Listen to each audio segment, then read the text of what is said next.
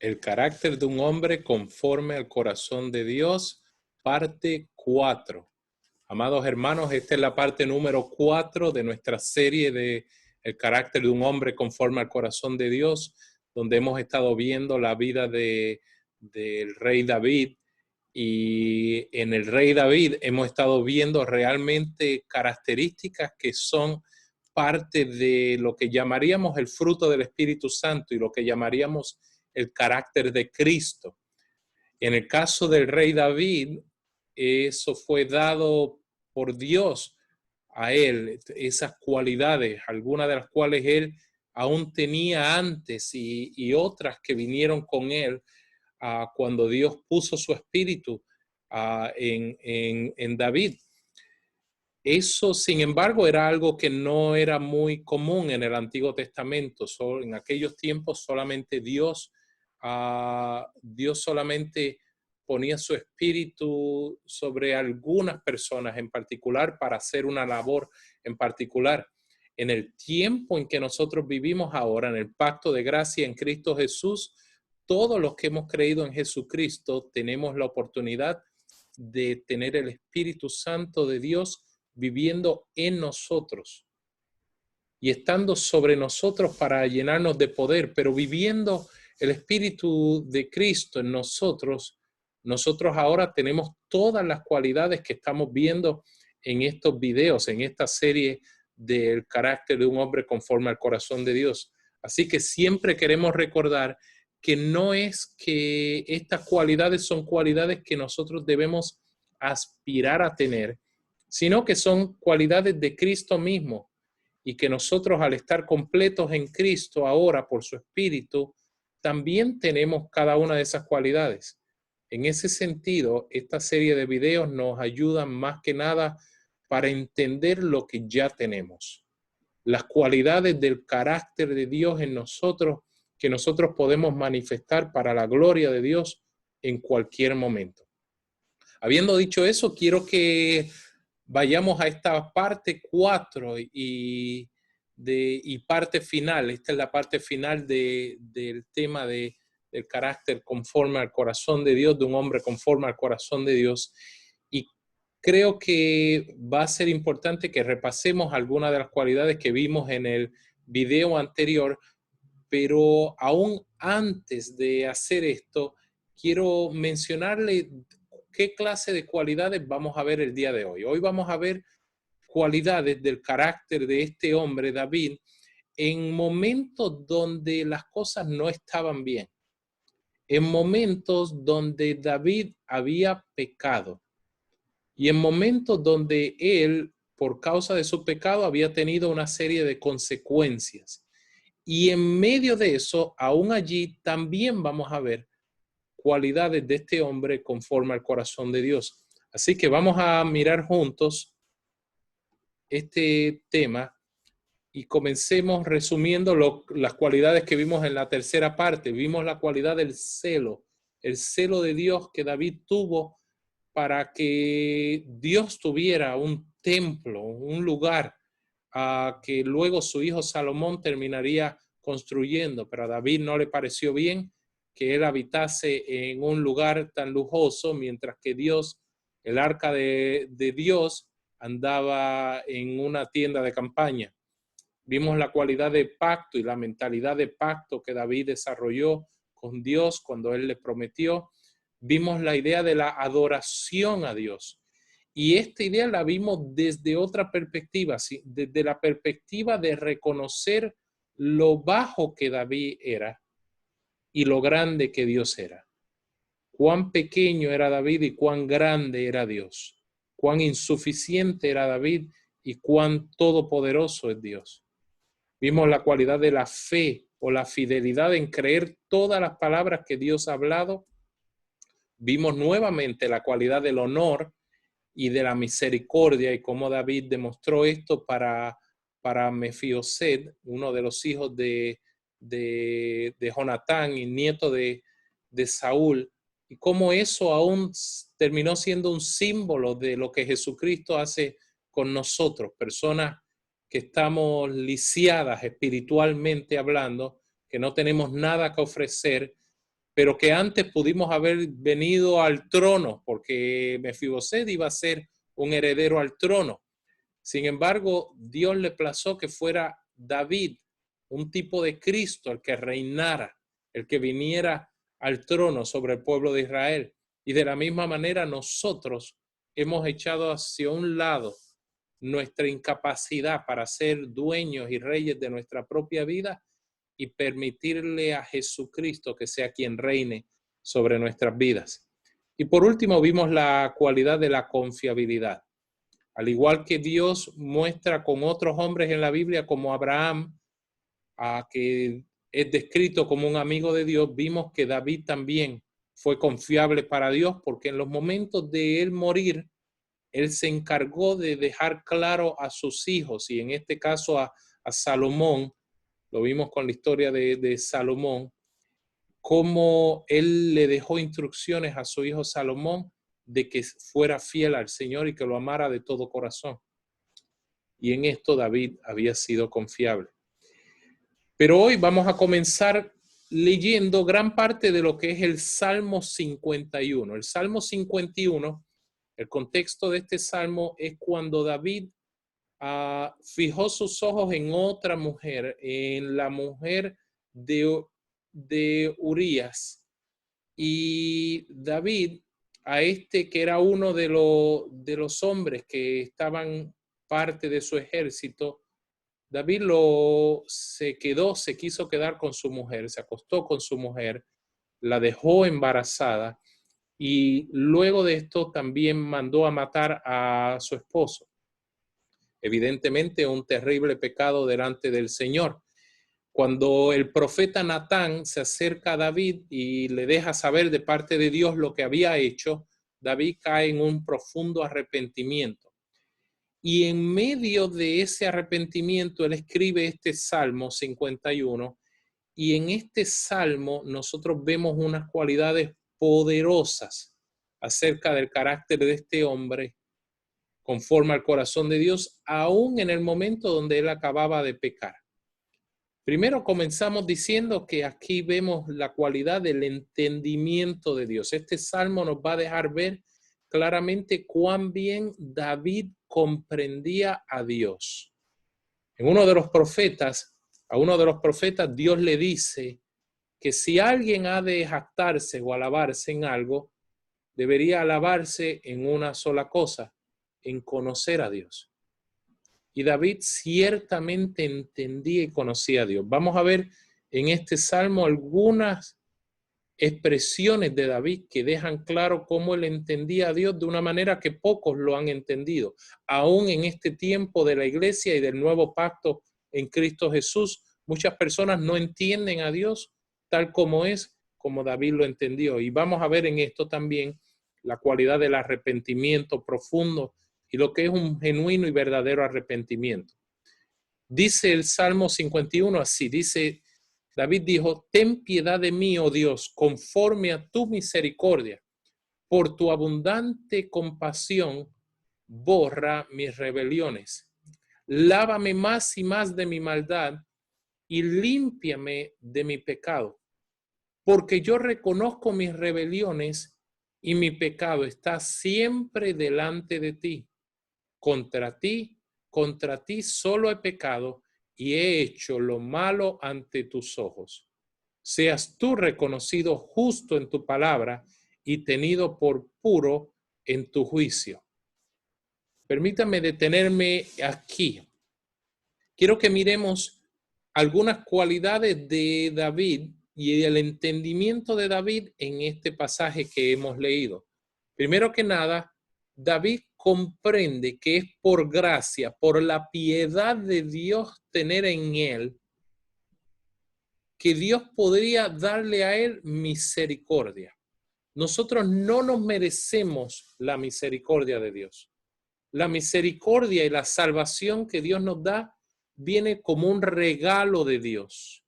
Ni siquiera ese regalo viene por nuestro arrepentimiento, sino que Dios ciertamente sí al ver nuestro arrepentimiento y al ver nuestra fe, pero no es nuestra fe y nuestro arrepentimiento la causa de la misericordia de Dios. La causa de la misericordia de Dios es que Dios es un Dios misericordioso. Es un Dios que es movido a misericordia. Y la fe en Él y el arrepentimiento, como vamos a ver en este salmo, mueven a Dios a expresar su misericordia. Pero no es nuestro arrepentimiento y nuestra fe las que provocan que Dios sea misericordioso. Dios es misericordioso, independientemente de nosotros. Eso no quiere decir que Él nos dé su misericordia independientemente de nada. Dios nos da su misericordia, una cualidad de Él, porque Él es misericordioso. Lo da por gracia esa misericordia. Y Dios sí quiere ver que nuestra respuesta para Él sea una de fe y sea una de confianza en Él. David le dice que lo lave de su maldad y que lo limpie de su pecado. David reconoce que es un hombre que necesita ser limpiado. El pecado mancha. El pecado trae una carga y un peso al corazón que no permite una libertad, no permite tener una paz. Y David sabía que Dios era quien le podía dar esto. David reconocía sus rebeliones y sabía que su pecado estaba siempre delante del Señor. Quiere decir que David sabía que su pecado no podía ser escondido de Dios. ¿Cuántas personas no pecan como si Dios no los estuviese viendo? David también reconoció en el versículo 4 que solamente contra Dios él había pecado. Si bien David había lastimado a personas en este proceso, el pecado, la falta, había sido directamente hacia Dios.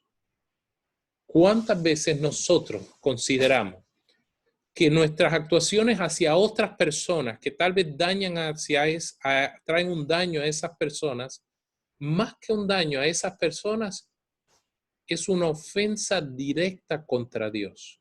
David entendía esto. En el versículo 5 dice: he aquí, en maldad he nacido, y en pecado me concibió mi madre. Este es un pasaje poderoso, porque aquí deja ver que David comprendía la condición de él como ser humano. Todo ser humano nace con una naturaleza de pecado, una naturaleza que necesita ser quitada, aún antes de nosotros demostrar que ese pecado vive en nosotros y que tiene un poder para dominar nuestros pensamientos y nuestros comportamientos.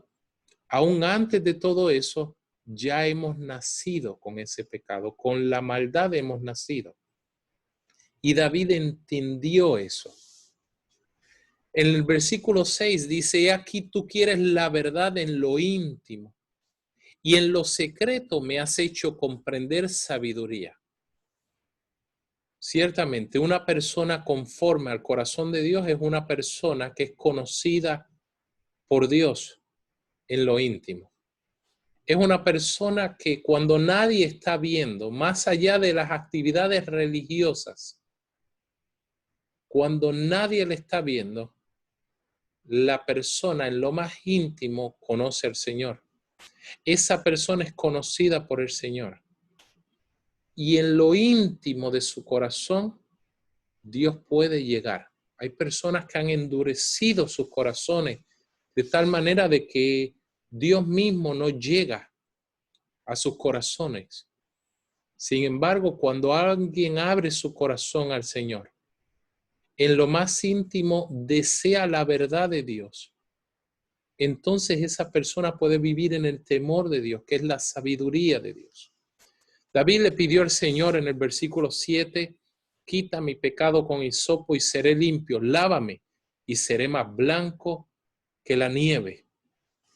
David comprendía no solamente que él había nacido en una condición de pecado, sino que Dios es el único que lo podía limpiar y que cuando Dios lo limpiase, note que es cuando Dios lo limpiase, no cuando Él se limpiase a sí mismo, sino que cuando Dios lo limpiase, Él sería más blanco que la nieve. En otras palabras, Él quedaría sin mancha ninguna. Amados hermanos, ¿cuántos de nosotros podemos recibir el perdón de Dios a esa magnitud? En la magnitud de comprender que el perdón de Dios no viene porque usted se lo ganó, sino porque hay un Dios que al creer en Él provee una limpieza para el pecado, que Él limpia y sana todo nuestro pecado y limpia nuestras heridas, sana nuestras heridas, nuestros corazones destruidos por la maldad, sin que nosotros tengamos algo que ver con eso.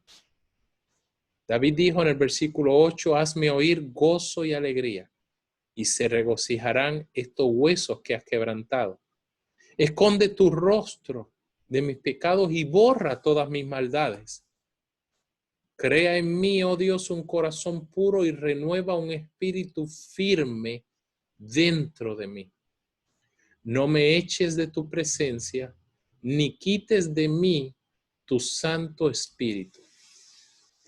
Amados hermanos, este es un pasaje tremendo de la Escritura. Nunca me deja de sorprender cómo este hombre, David, recibió la revelación de la obra del Espíritu Santo en el Antiguo Testamento.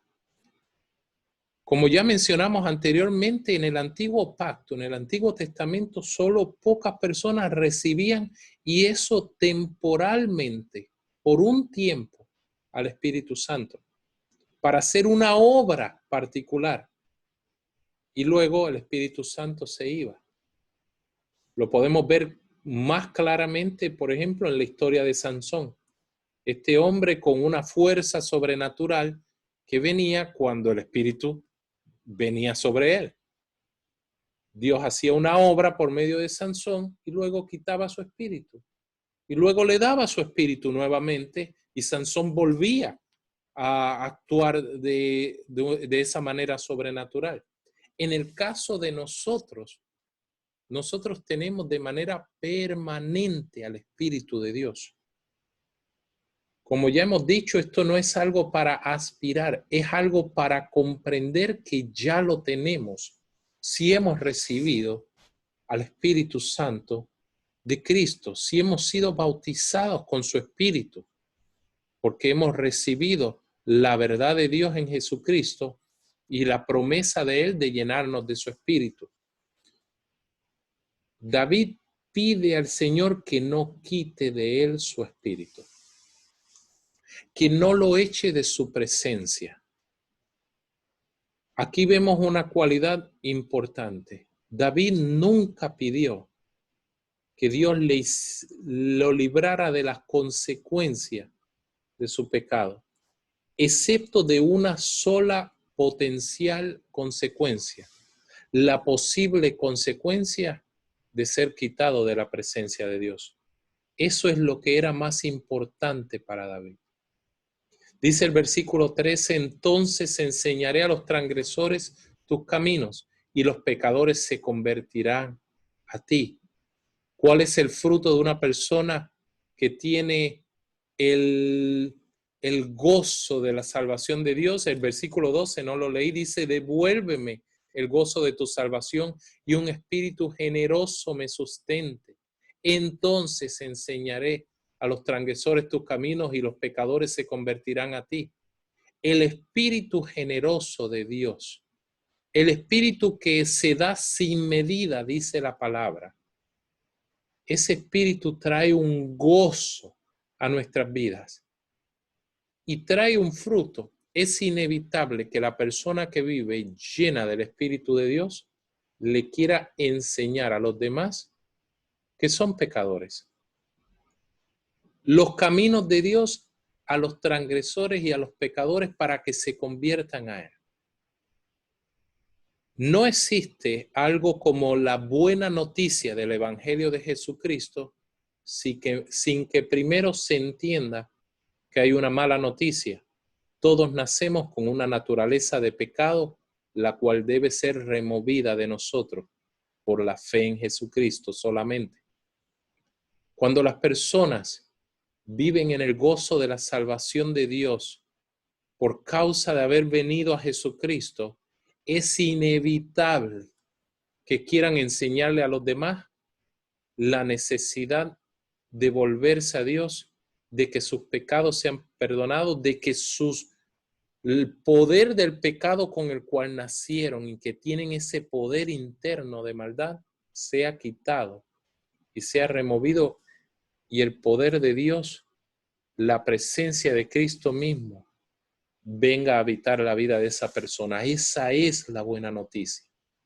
La buena noticia no solamente es que estaremos eternamente con nuestro Dios, es la buena noticia de que nosotros estaremos libres del pecado para siempre, libres de las consecuencias del pecado, en una posición de justicia, porque nosotros hemos sido hechos justos cuando no merecíamos eso, ya que éramos personas injustas.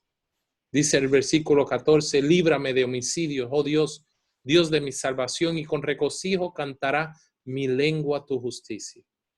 Señor, abre mis labios y proclamará mi boca tu alabanza. Y luego dice, porque no quieres sacrificio, y si doy holocausto no lo aceptas. Los sacrificios de Dios son el espíritu quebrantado. Al corazón contrito y humillado no desprecias tú, oh Dios. Y hasta ahí es que queremos leer de este pasaje del Salmo 51. David dijo que a Dios no le interesan nuestras actividades religiosas. Ciertamente nosotros podemos orar, podemos ayunar, podemos leer la Biblia, podemos ir y congregar, podemos escuchar videos como este, podemos escuchar canciones y cantarle a Dios, y todo eso está muy bien. Y debemos hacer cada una de esas cosas porque en muchos sentidos nos permiten disfrutar la presencia de Dios y nos permiten a nosotros estar en contacto con el Señor. Pero por encima de cualquiera de esas actividades, lo que Dios busca es un corazón que está humillado. Dios no desprecia un corazón contrito y humillado, un corazón que sabe que ha sido pecador. Jesús dijo que al que mucho se le perdona, mucho ama. Aquellos de nosotros que comprendemos cuán grande fue nuestra ofensa contra Dios, de haber vivido una vida a nuestra manera, independiente de Dios, no considerando las maneras de Dios como lo más importante, que realmente consideramos un día cuán grande fue nuestro pecado contra Dios. Las personas que vivimos de esta manera, vivimos humillados delante del Señor, con nuestro corazón humillado delante de Él, siempre humillado delante de Él. Y Dios no desprecia ese corazón. Ese es un corazón que se va a querer acercar a Dios con toda clase de actividades, con oración, con ayuno, con leer la palabra, con todo eso, pero lo va a hacer porque ya se ha humillado delante de Dios y ha recibido un regalo inmerecido de parte de Dios, un regalo que vino al arrepentirse, al creer en Jesucristo. Eso es diferente a cuando las personas creen que siguiendo unas ordenanzas religiosas pueden por su esfuerzo acercarse a Dios. Lamentablemente, la mayoría de la cristiandad en la actualidad vive con un corazón religioso que busca a Dios por medio de las actividades que hace y no que realiza esas actividades porque ya ha conseguido al Señor, porque ya ha humillado su corazón delante del Señor. Y el Señor no desprecia esos corazones. Y en esto vemos un entendimiento y una de Dios por parte de David y una cualidad de arrepentimiento en David que nos muestran cómo es una persona conforme al corazón de Dios. En esa misma situación de David con Betsabé, luego de que Urías murió, David tomó a Betsabé como su esposa, como su mujer, y Betsabé tuvo a ese niño. Y Dios hizo que ese niño se enfermara y que muriese. Y mientras el niño estaba muy mal, David entró en un tiempo de ayunar y de orar al Señor y de afligir su alma delante del Señor. Pero luego de que se enteró de que el niño murió, David simplemente se levantó y pidió que le sirvieran comida. Y los que estaban alrededor de David no comprendían cómo era que mientras el niño estaba vivo, David se humillaba tanto y lloraba y ayunaba tanto, pero una vez muriendo el niño, parecía que no había sufrido David y que simplemente ahora estaba todo bien. Esto muestra una cualidad que yo la he denominado el dominio propio basado en el discernimiento de Dios. Una cosa es tener dominio propio, una cualidad que ya hemos visto en David y que es una cualidad que tenemos como parte del carácter de Cristo, pero aún por encima de eso es cuando ejercemos ese dominio propio porque ha venido en nosotros un discernimiento de la voluntad de Dios. Cuando nos encontramos con la voluntad de Dios, viene en nosotros, en nuestro espíritu, un sí y amén, que acepta la voluntad de Dios, independientemente de cómo los demás esperan que nosotros respondamos. Miren cómo respondió David aquí en 2 de Samuel 12, desde el versículo 22. Él respondió: mientras el niño vivía, yo ayunaba y lloraba pensando, ¿quién sabe si el Señor tendrá compasión de mí y el niño vivirá? Pero ahora que he muerto, ¿para qué he de ayunar? ¿Por qué yo hacerlo volver? ¿Podré yo hacerlo volver? Yo iré a él, pero él no volverá a mí. Y dice que David consoló a Betsabé su mujer y fue a ella y se acostó con ella. Ella dio a luz un hijo y llamó su nombre Salomón. Y dice que el Señor amaba al niño. Evidentemente, Dios trajo un gran consuelo a David y a Betsabé, dándoles otro niño, no un niño que reemplazaría al anterior, ya que ningún niño reemplaza a otro que se ha perdido. Sin embargo, en Salomón Dios cumplió la palabra que había hablado del pacto que había hablado con David, y de esta manera también lo consoló. Pero David, en medio de esta situación, tuvo que comprender que, número uno, Dios tendría que tener compasión de él. Y si bien Dios es un Dios totalmente compasivo, la voluntad de Dios es que David pasara por la experiencia de perder a su hijo, a su primer hijo con Betsabé, por causa del pecado que él había estado. Por eso dice que mientras el niño vivía, él ayunaba, porque él sabía que tal vez Dios podía tener compasión de él. Note en esto que David no pensaba doblarle el brazo a Dios para que hiciera lo que él quería y que por eso estaba ayunando y llorando, sino que él se afligía su alma de esta manera con la esperanza de ver si esa sería la voluntad de Dios. La compasión de Dios, mis amados hermanos, no viene porque oremos y ayunemos. Eso no es lo que dice este pasaje. Este pasaje nos muestra que él oraba y ayunaba y lloraba. ¿Por qué? Porque él sabía que Dios podía tener compasión. Esa es una cualidad de Dios. Dios es compasivo y Dios podía hacer esto. Pero una vez que el niño murió, David comprendió que no tenía ningún sentido seguir ayunando, que tenía que continuar su vida normal. ¿Por qué? Porque ciertamente al morir el niño, Dios había hablado. Y David estuvo en paz con ver la voluntad de Dios. David aún nos deja ver que él tenía entendimiento de que su hijo es uno a quien él volvería a ver de seguro y que a él le tocaría ir a su hijo cuando él muriese y no a su hijo volverá a donde él. Así que podemos ver ese dominio propio en David, de dominar aún sus propias emociones al entender la voluntad de Dios.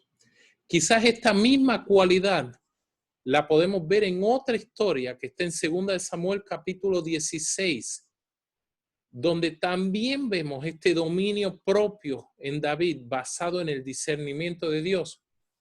Y ocurrió lo siguiente, desde el versículo 5 dice, al llegar el rey David a Bahurim, he aquí que salió de allí un hombre de la familia de la casa de Saúl que se llamaba Simei, hijo de Gera. Mientras salía, iba maldiciendo y arrojando piedras a David y a todos los servidores del rey David. Pero todo el pueblo y todos los hombres valientes estaban a su derecha y a su izquierda. Simei decía maldiciéndolo, fuera, fuera, hombre sanguinario y hombre perverso.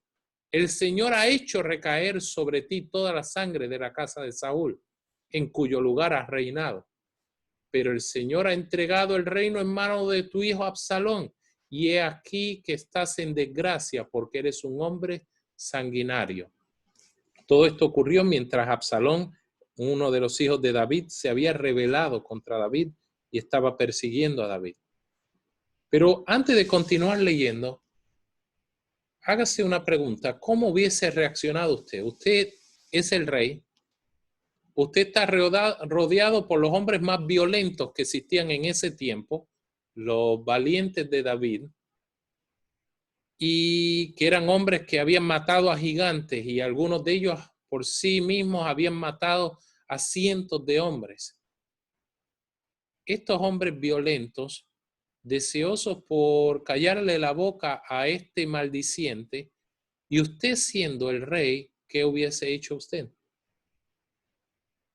Posiblemente usted no comprendería que David tuvo un discernimiento de Dios en todo esto.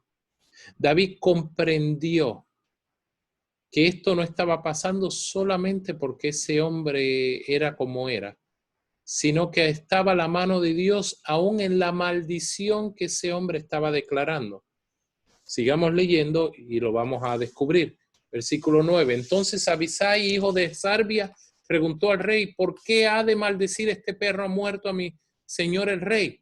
Por favor, déjame pasar y le cortaré la cabeza. Pero el rey respondió, ¿qué tengo yo con ustedes, hijos de Sarbia? Que maldiga, porque si el Señor le ha dicho, maldice a David, ¿quién le dirá por qué haces esto? Entonces David dijo a Abisai y a todos sus servidores, he aquí mi hijo que ha salido de mis entrañas, acecha mi vida, refiriéndose a Absalón, que lo perseguía. ¿Cuánto más ahora uno de Benjamín? Déjenlo que maldiga, porque el Señor se lo ha dicho. Quizás el Señor mirará mi aflicción y me concederá el Señor bienestar a cambio de sus maldiciones del día de hoy. David comprendió algo, no era Simei quien lo estaba maldiciendo, era Dios mismo quien lo estaba maldiciendo. Dios mismo estaba declarando una maldición sobre David. Sin embargo, David también en medio de ese reconocimiento que le impide a él extender su mano contra ese hombre que lo maldecía y que estaba siendo usado por el Señor en ese momento, David, más allá de hacer eso, David comprende que esto venía del Señor y él comprende que aun cuando Dios mismo lo estaba maldiciendo, por la cualidad de Dios de misericordia, de compasión, Dios ciertamente podía darle bienestar a cambio de las maldiciones que él estaba recibiendo ese día. Y ciertamente así fue. Pero quiero que miremos que tanto en el caso de la muerte de su primer hijo con Betsabé, como en el caso de este hombre que lo está maldiciendo, lo que guió la vida de David y la respuesta y la reacción de David, aún sus emociones, no fue la circunstancia que estaba ocurriendo. Fue el entendimiento de cuál era la voluntad de Dios para ese momento. El ser una persona conforme al corazón de Dios siempre se verá en que esa persona no actúa de acuerdo a lo que está ocurriendo a su alrededor. No reacciona de acuerdo a las maldiciones que le hacen. No reacciona de acuerdo a los derechos que supuestamente tiene. No reacciona de acuerdo a las pérdidas o a lo que todos entenderían, entre comillas, que se esperaría de sí mismo ante diferentes situaciones. No, su reacción siempre será una reacción guiada por el Espíritu de Dios. Una reacción que reconoce la voluntad de Dios, reconoce lo que Dios está haciendo en ese momento y no por eso pierde la esperanza, sino por el contrario. Basa su esperanza en que es Dios el que está haciendo lo que está ocurriendo. Aun si es difícil de comprender, aun si no lo está comprendiendo y aun si causa un sufrimiento. En medio del sufrimiento que ocurría, David estaba claro, muy claro, en que la voluntad de Dios siempre es buena y agradable y perfecta, y por lo tanto debe ocurrir. La voluntad de Dios se debe dar. ¿Cuántos de nosotros estamos dispuestos a ver en nuestras vidas la voluntad de Dios mostrarse frente a nosotros y una respuesta de fe y de esperanza y de dominio propio basado en el discernimiento de lo que Dios está haciendo? Por último, vamos a ver una última historia, y es la historia que ocurre cuando David tomó la decisión de censar al pueblo. David tomó la decisión de contar, mandar a sus generales a contar cuántas personas habían en su ejército, básicamente. Y esto fue de gran ofensa contra Dios. Si usted conoce al Señor, usted se puede dar cuenta porque esto fue de gran ofensa para el Señor. Porque Dios no quiere que nosotros dependamos ni de cuánto dinero tenemos, ni de cuán grande es nuestro ejército, ni de cuántos recursos nos quedan, de lo que sea, ni de alimento, ni de ropa, ni de nada. A Dios le interesa que dependamos de Él. Como David había dependido de Él toda su vida, pero en esta ocasión cometió el grave error, el pecado contra Dios, de censar al pueblo.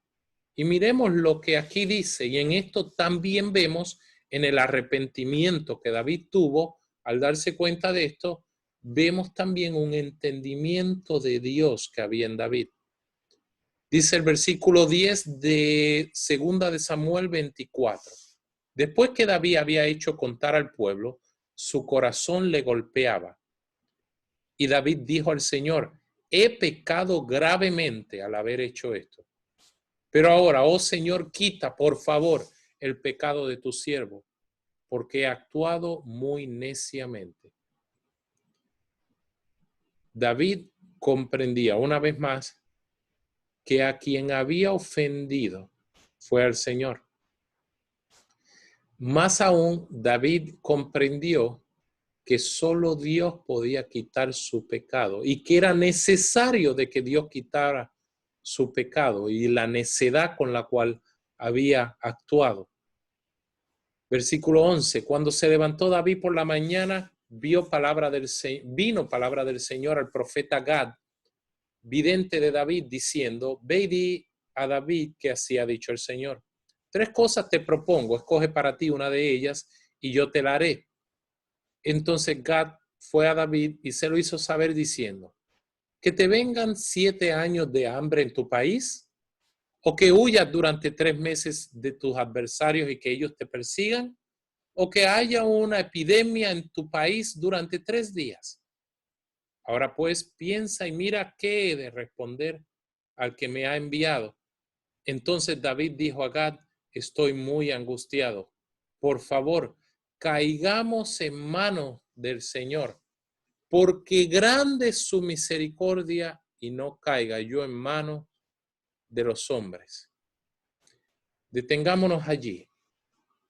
En esto, amados hermanos, yo le pido a usted que usted, luego de escuchar este mensaje, saque un rato y lea esta historia con detenimiento y le pida al Espíritu Santo que le revele todo lo que está en esta historia acerca de la obra de Jesucristo.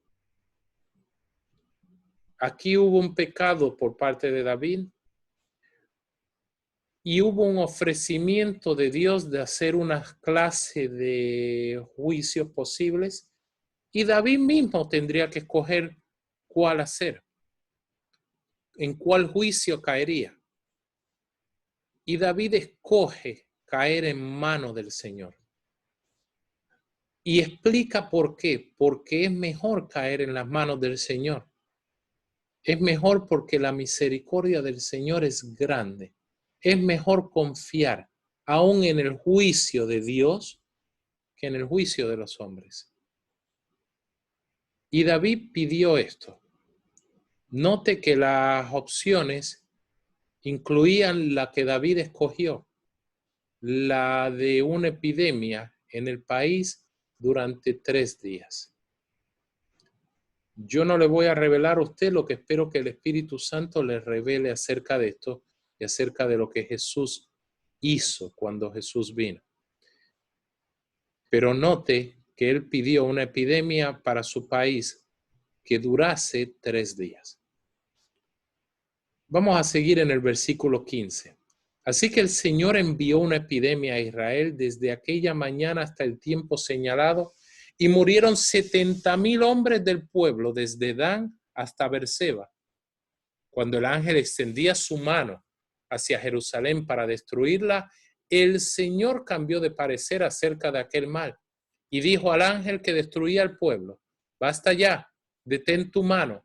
El ángel del Señor estaba junto a la era de Arauna el Jebuseo. Y cuando David vio al ángel que hería al pueblo, dijo al Señor, he aquí yo he pecado, yo he actuado perversamente. Nuevamente vemos el arrepentimiento de David. Note que el arrepentimiento de David no es en pensar que hizo mal porque vino una consecuencia. Es más que eso. Es un cambio en la manera de pensar porque él entendió la motivación de su corazón.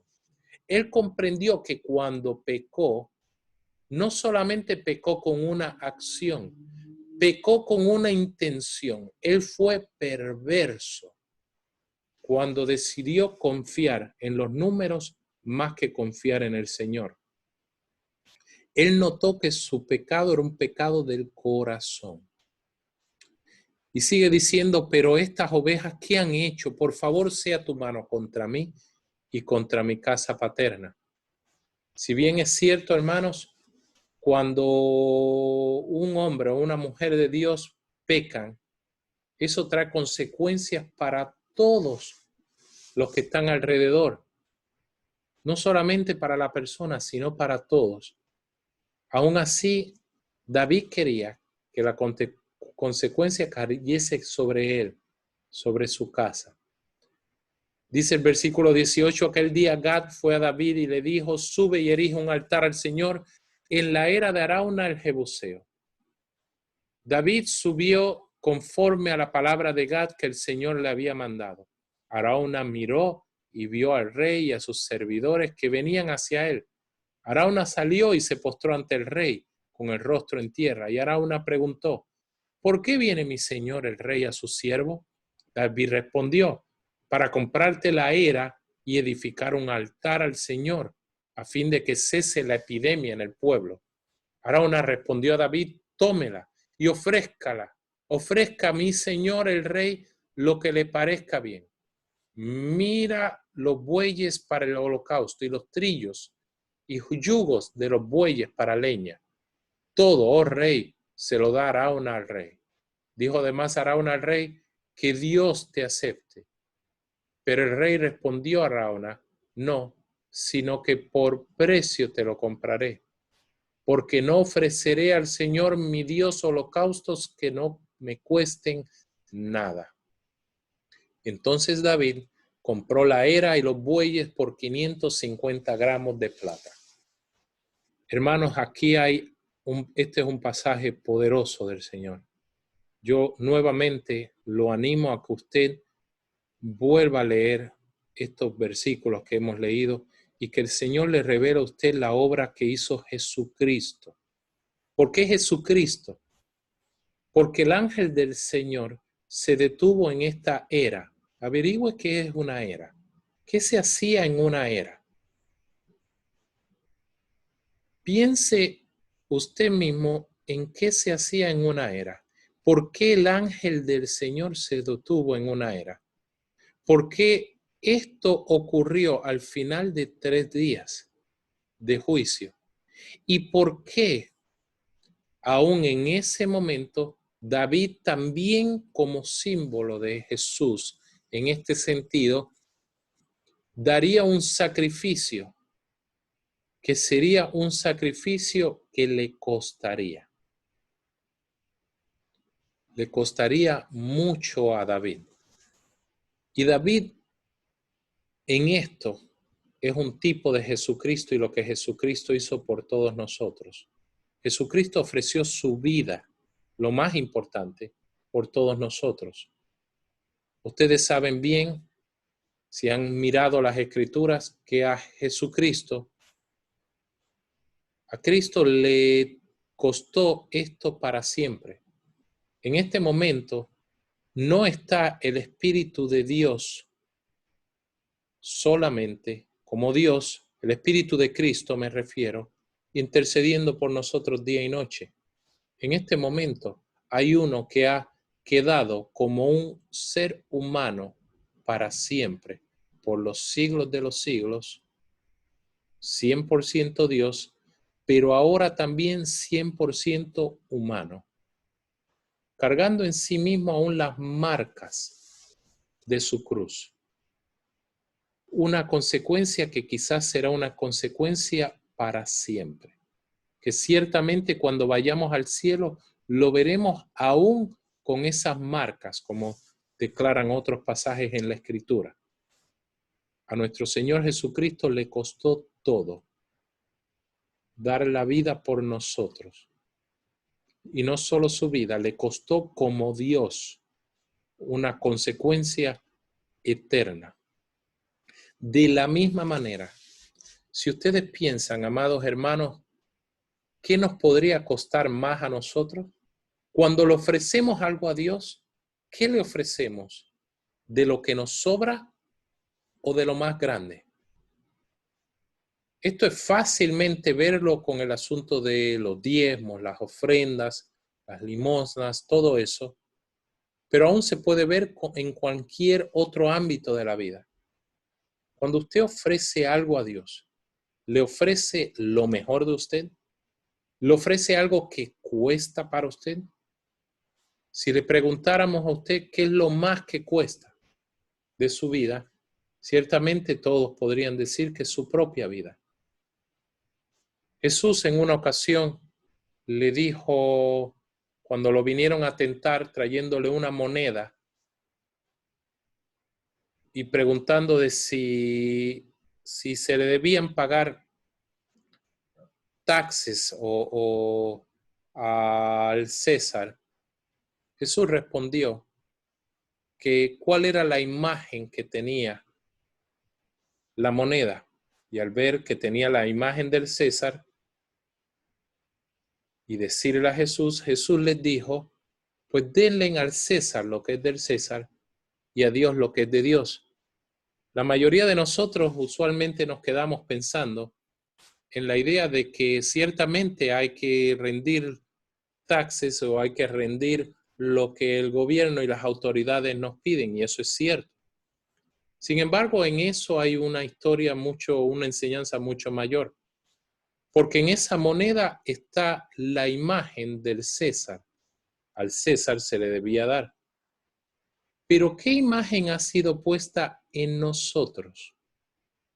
¿Acaso nos fuimos hechos todos a imagen y semejanza de Dios? Por lo tanto, nuestra vida debe ser dada a Dios.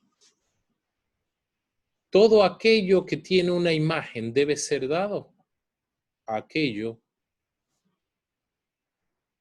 a lo cual pertenece esa imagen. Si la moneda le pertenece al gobierno, tiene una imagen representativa del gobierno, al gobierno se le debe dar. Sin embargo, nuestras vidas han sido creadas a la imagen y la semejanza de Dios. Nos debe costar a nosotros la vida entregarnos a Jesucristo.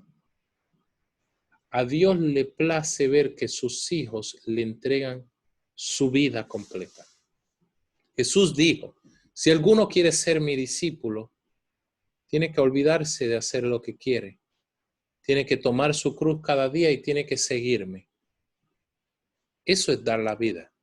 Dar la vida es cuando nosotros estamos dispuestos a morir al deseo de hacer nuestra voluntad para vivir por el deseo de hacer la voluntad de Dios. Y amados hermanos, esa es la última cualidad que queremos ver en esta serie de el carácter de un hombre conforme al corazón de Dios. Ciertamente hay muchas más y yo los animo a ustedes a seguir buscando más, no solo en la historia de David, sino en todo lo que la Escritura tiene para nosotros, para mostrarnos todo lo que en Cristo Jesús nosotros también tenemos el día de hoy. Así que nosotros nos vamos a despedir, pero primero nos vamos a despedir en oración. Y yo quiero que le demos gracias al Señor por este tiempo en su palabra y todo lo que Él ha hecho no para ponernos un mandamiento de que tenemos que ser de estas maneras, que hemos visto en toda esta enseñanza del carácter de un hombre conforme al corazón de Dios, sino de que podemos. No es porque tenemos, sino porque ahora podemos. Cuando nacimos con la naturaleza de pecado con la cual nacimos, el poder del pecado nos dominaba y nosotros no podíamos ser agradables a Dios de ninguna manera.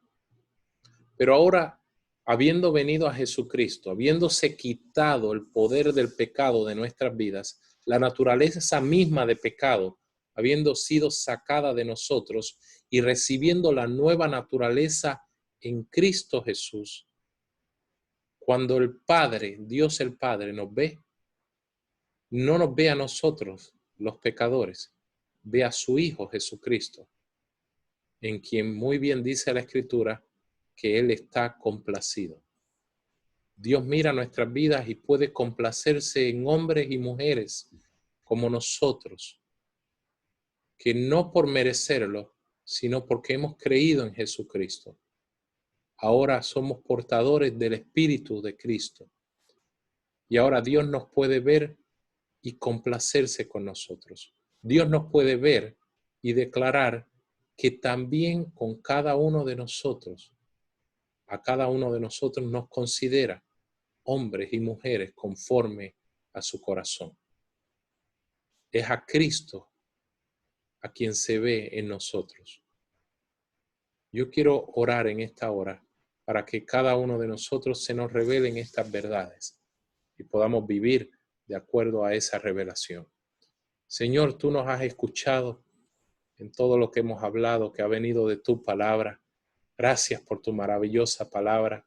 Gracias por el gozo indescriptible de poder ser guiados por tu palabra, de poder comprender, Señor, lo que has hecho con nosotros por medio de Jesucristo, lo que has puesto por tu Espíritu en nosotros, que nos da la capacidad de ser hombres y mujeres conforme a tu corazón,